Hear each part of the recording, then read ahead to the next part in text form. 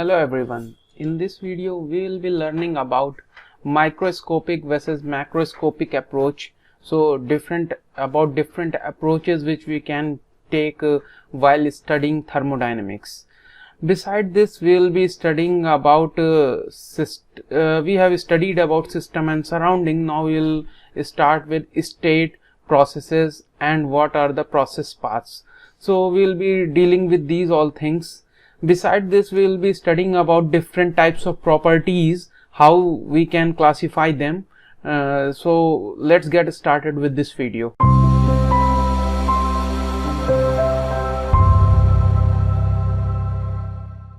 So we will be starting with microscopic versus macroscopic approach. So in microscopic viewpoint, if we are studying according to microscopic viewpoint, then the different individual levels of atoms or molecules are taken into consideration. तो atoms और molecules जो हैं, जब हर एक atom और molecule जो system के अंदर है उनकी स्टडी की जाए तो वो एक माइक्रोस्कोपिक व्यू पॉइंट कहलाएगा. तो माइक्रोस्कोपिक व्यू पॉइंट में हर जितने भी सिस्टम के अंदर पार्टिकल्स हैं हमारे, उनकी स्टडी की जाएगी. इसके बाद जो मैक्रोस्कोपिक व्यू पॉइंट है, मैक्रोस्कोपिक व्यू पॉइंट एक एवरेज बिहेवियर सिस्टम है जिसमें कि जो मॉलिक्यूल्स हैं उनको एक कॉन्टिनम एजम्पशन है हमारा, उस कॉन्टिनम एजम्पशन के अंडर में मैक्रोस्कोपिक व्यू पॉइंट को लिया जाता है. कॉन्टिनम एजम्पशन ये है कि जो मॉलिक्यूल्स हैं हमारे इवनली डिस्ट्रीब्यूटेड हैं थ्रू आउट द सिस्टम, जिसकी वजह से अगर किसी एक मॉलिक्यूल के में चेंजेस क्या हो रहे हैं उसको हम एवरेजिंग कर लें तो सबके लगभग वही वैल्यूज आती हैं जो प्रॉपर्टीज की आ रही हैं. तो माइक्रोस्कोपिक व्यू पॉइंट में जो कॉन्टिनम कॉन्सेप्ट है उसको आगे भी डील किया गया है, पढ़ाया गया है. Continuum concept deals about continuity of a system. तो किसी भी सिस्टम को कॉन्टिन्यूअस या कॉन्टिनम कॉन्सेप्ट को फॉलो तब करेगा जब उसके अंदर जो मैटर एग्जिस्ट कर रहा है वो कंटिन्यूटी में हो. कंटिन्यूटी का मतलब कि उनके बीच में वॉइड्स प्रेजेंट ना हो. अब वॉइड्स प्रेजेंट नहीं होंगे किसी सिस्टम में तो होगा क्या, जो भी मैटर सिस्टम के अंदर भरा हुआ है, मान लीजिए ऑक्सीजन गैस है, तो ऑक्सीजन गैस के जो मॉलिक्यूल्स भरे हुए हैं अंदर, उनमें अगर एक मॉलिक्यूल में कुछ चेंजेस आएंगे तो वो इक्वली ट्रांसमिट हो जाएंगे दूसरे मॉलिक्यूल्स में. तो इस तरीके के सिस्टम जहां पे मॉलिक्यूल्स आपस में क्लोजली पैक्ड हो, ऐसे सिस्टम फॉलो करते हैं कॉन्टिनम कॉन्सेप्ट को. चलिए समझते हैं. यहाँ एग्जांपल के लिए एक बॉक्स बना हुआ है, बॉक्स की एक साइड की लेंथ L है, कैपिटल L है. उसके अंदर ये मॉलिक्यूल्स हैं किसी गैस के, मान लीजिए ऑक्सीजन के गैस के मॉलिक्यूल्स हैं.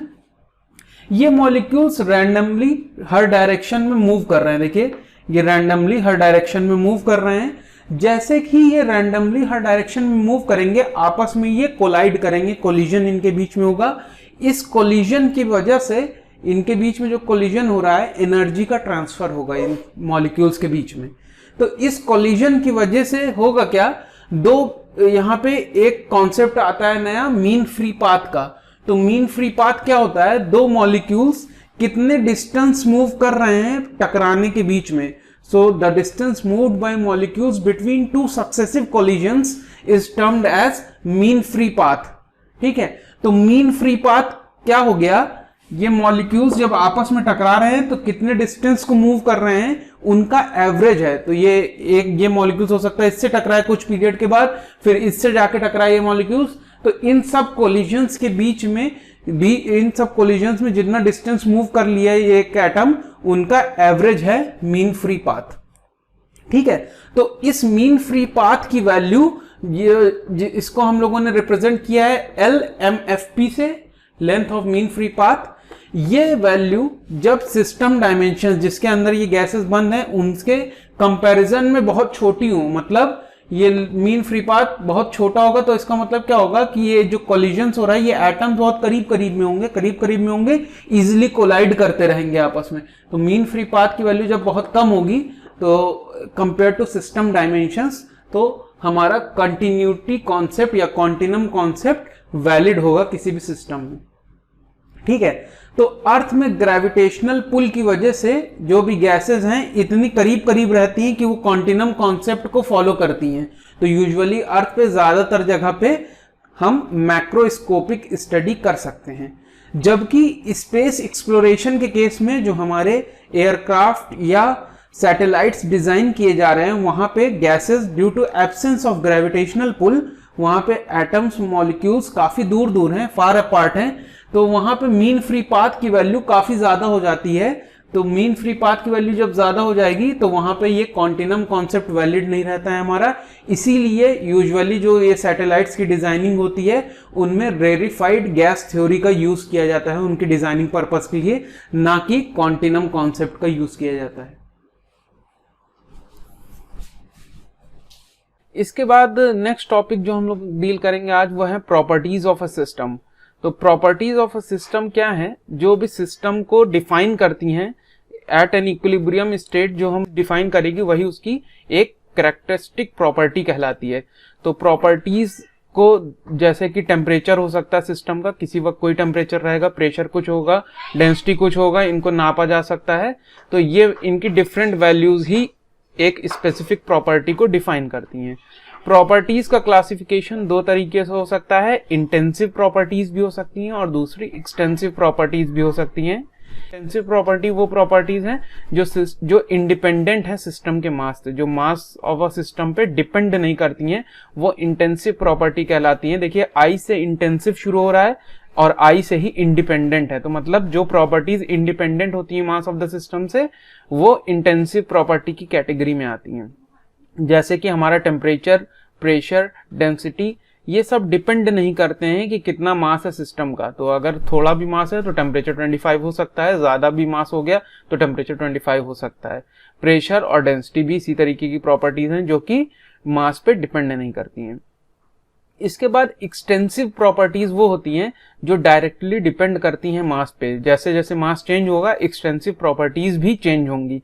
जैसे कि मास ऑफ अ सिस्टम खुद ही एक एक्सटेंसिव प्रॉपर्टी कैटेगरी में आता है, volume of a system, energy and enthalpy. तो जो भी टर्म्स इसमें आपको नए लग रहे हैं वो over a course of time आगे की वीडियोस में आप लोगों को पढ़ाए जाएंगे। जैसे इंथैल्पी हो सकता है आप ना समझ पाए तो इंथैल्पी को आगे डील किया जाएगा।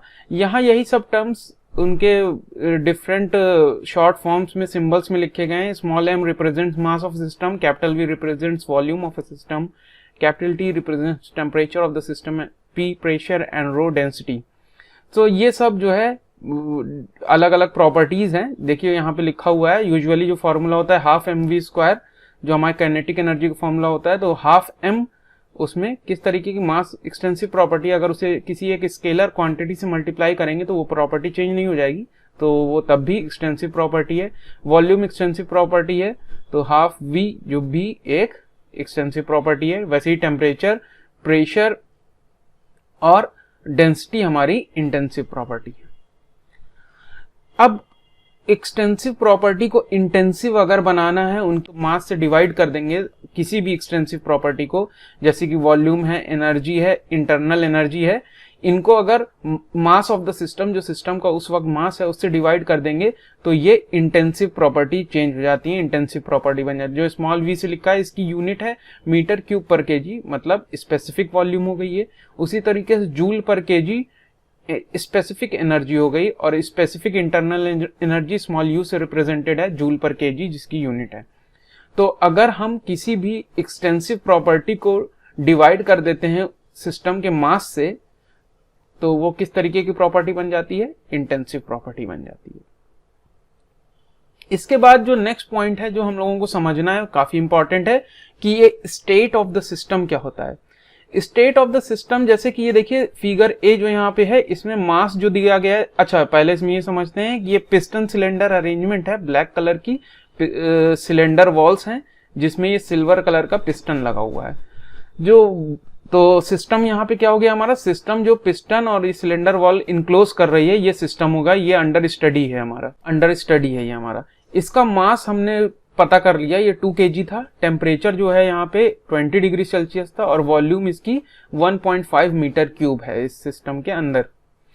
तो ये जब हमें पता कर लिया, ये इनक्लोज्ड है वॉल से, ठीक है, ये वॉल से, ये जो हमारी सिस्टम बाउंड्री है ये डैश लाइन से देखिए यहाँ पे दिखाई गई है।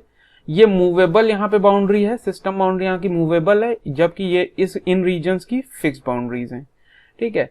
तो mass of the system 2 kg है, टेम्परेचर 20 डिग्री सेल्सियस है, वॉल्यूम 1.5 मीटर क्यूब है।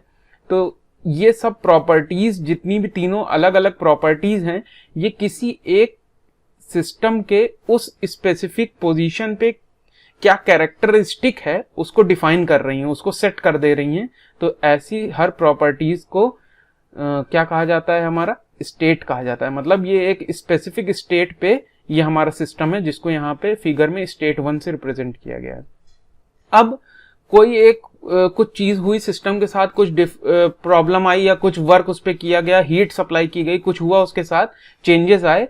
अब उसका मास 2 kg ही है, मास चेंज नहीं हुआ, टेम्परेचर भी चेंज नहीं हुआ, लेकिन वॉल्यूम बढ़ गई, मतलब एक्सपेंशन हुआ, ये पिस्टन ऊपर की तरफ मूव कर गया।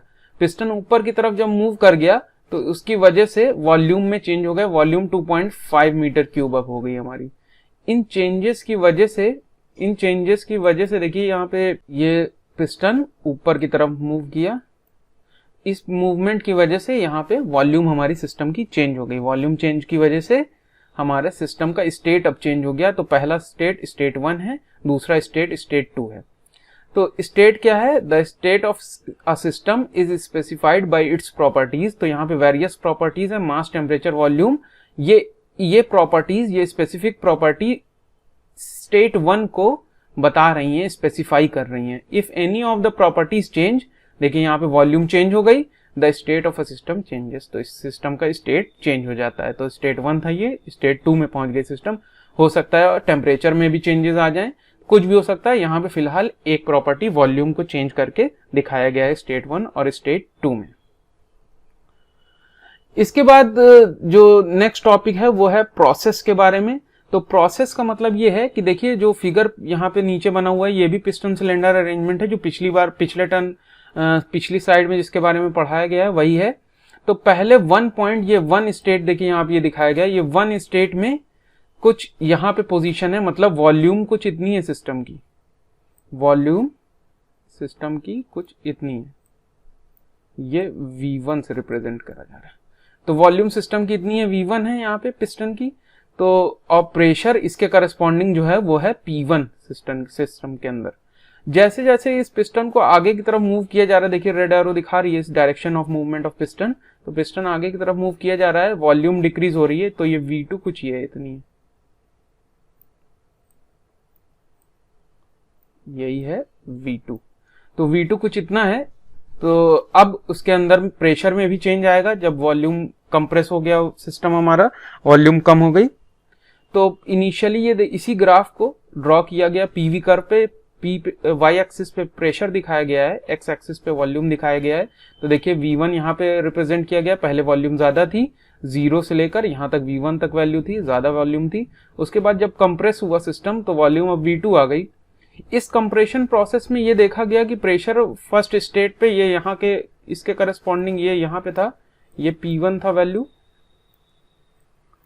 इसके बाद जब कंप्रेशन कंप्लीट हो गया, उसके बाद जब मेजर किया गया तो इसकी वैल्यू कुछ ये आ गई P2,